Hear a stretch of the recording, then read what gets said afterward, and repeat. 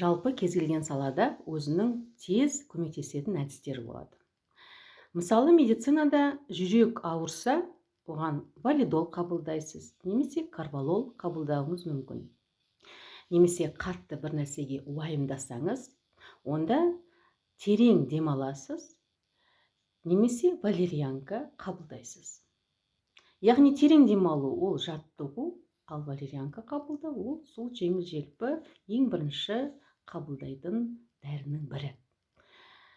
Психологияда болса, мысалы сізде бір проблемалық ситуация болып жатыр, проблеманың үстіне проблема, жағдайсыздықтың үстіне жағдайсыздық. Енді адам өзінің қалай сезініп тұрғанын алдымен сезіну керек. Өзінің жаңағы фантазиясын қосады. Воображение, представление, ой, елес дейді. Мысалы, сіз қалай өзіңізді сезініп тұрсыз проблемаға түскен кезде? Жан жақтан сізді талап жатыр, жан жақтан сізге талап қойып жатыр. Сіз өзіңізді қалай сезініп тұрсыз? Торға түскен, жаңағындай, торғай ұқсап па, әлде дарияның ортасына жүзіп барған, адасып жүрген қайық ұқсап па? Жалпы адамның өзін жаңағындай жағдайсыздық кезінде ұқсататын сондай бір ой елестері, воображениясы, фантазиясы болады негізі. Мысалы, сіз торға түскен адам сияқты өзіңізді сезініп тұрсыз. Енді сізді ресурсқа шығару үшін ары қарай сіз нені елестету керексіз? Сіз бастадыңыз елестетіп, торға түскен адам сияқты. Енді сізге жан жағына қарау керек. Ой елеспен. Қарайсыз жан жағына, сосын есік бар, терезе бар ма, соны қарайсыз. Сөйтіп бір бала келген консультацияға. Торға түскен сияқтымын деді. Сосын мен айттым, жан жағыңа қара, есік бар ма, терезе бар ма, есікті байқады. Есікте құлпы бар ма дедім. Есікте құлпыны көрмеді, жоқ, есік ашық тұрған сияқты деді. Егер есік ашық тұрса, онда сенде қазір осы тордан шығуға мүмкіндігің бар. Ой елеспен. Сөйтіп жаңағы бала ой елеспен жаңағы тордан шығады. Енді өзіңді қалай сезініп тұрсың? Енді өзімді еркін сезініп тұрмын деді. Міне осы жерде осы әдісті тоқтата қоюға болады. Өйткені ең басты бұл жақта мақсат тордан шығу. Өйткені торға түскен адам ол өзін сондай бір қысылып, қымтырылып сезініп тұрады. Өзін жаман сезінеді. Көрдіңіз ба? Немесе тағы бір консультацияға келген бір бала болды, ол былай айтты: мен дарияның ортасына жүзіп барған сияқтымын, адасып жүрген сияқтымын. Ештеңені көріп тұрған жоқпын, деді. Сосын мен жан жағыңа мұқият қарашы дедім. Жан жағыңа қара, мүмкін арал бар шығар, кішкентай болса да. Ол мұқият қарады. Бір кезде, иә, көріп тұрмын деді аралды. Өте жақсы. Енді сол аралға жүзіп баруға мүмкіндігім бар ма?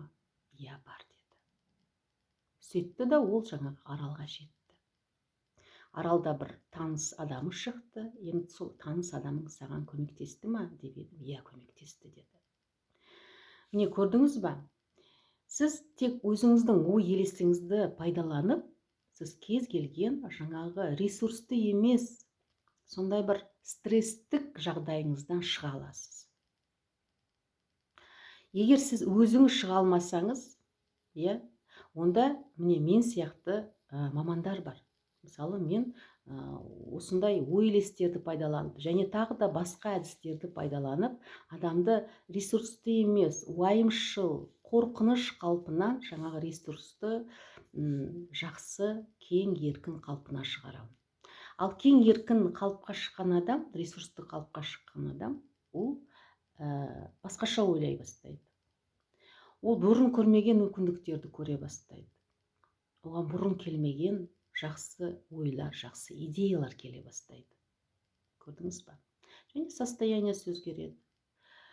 Стресстік жағдайда жүрген адам қалай жүреді, иә? Напряженно жүреді ол. Ал стресстік жағдайдан шыққан адам өзін емін-еркін сезінеді. Басқаша, напряженно емес. Жаңа бұлшық еттері босаңсып, денесі, тәні толық босаңсып, сөйтіп басқаша сезінеді. Мінеки. Сондықтан осындай өзіңіз ба, балаңыз ба, осындай тығырыққа тірелген кезде, мысалы балалар, олар өте еркін айтады, өзінің жаңағы ойын, ой елеспен еркін жеткізеді. Кез келген баладан сұраңызшы, 16 жаста ма екен, одан ерте ме екен, одан кеш пе екен, балалар бірден айтады.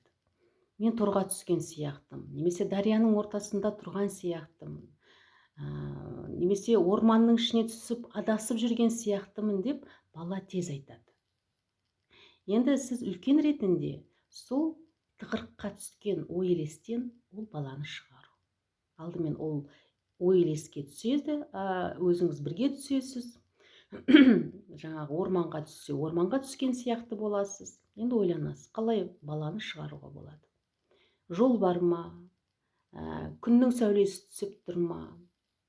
Немесе жақсы бір адам келе жатыр ма деген сияқты. Сөйтіп, ақырындап ой елеспен өзіңізді сезінесіз, жаңағы баланың состояниясына кіресіз. И сол арқылы жаңағы орманнан ақырындап сауатты түрде шығаруға болады. Осындай жеңіл әдістерді қолданыңыз, жаңағындай ол сізге пайдасын әкелсін, балаңызға болсын, өзіңізге болсын. Егер шамаңыз келмесе, онда маған хабарласыңыз. Мен осылай консультация өткізіп, сұрақ қойып, сосын кейін біліп, проблеманың түбі неде екен, сол проблемамен мен осындай әдістер жасаймын, немесе терапия жасаймын. Сөйтіп, үлкен адамды болсын, жаңағы бала болсын, мен жаңағы неден шығарам?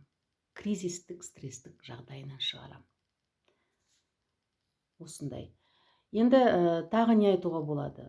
Тағы да, мысалы, Ресей жақта өзіне көмектесетін мынандай әдіс бар, ол нейрографикамен байланысты. Яғни метод самопомощи. Осылай атаған, осылай регистрация жасады бұл әдісті. Бұл әдіс бойынша да ақпаратым бар. Егер сізді қызықтырса, онда комментарийге плюсты қойып, я маған керек, немесе менде қорқыныш бар, қорқыныштан маған шығу керек. Сол туралы мен марафон жүргізе аламын. Марафон жүргізгенде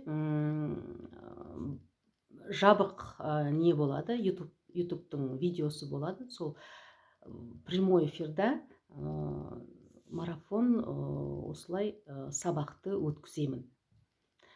Ол сіздердің плюстарыңызға байланысты, егер сұраныс көп болса. Егер сұраныс онша көп емес, мысалы 1-2-3 болса, онда тек жеке консультация, жеке терапия өткіземін. Егер сұрақтарыңыз болса, сұрақтарыңызды қойыңыз жаңа пікір деген жерге, комментарийге. Рахмет тыңдағандарыңызға, келесі кездескенше.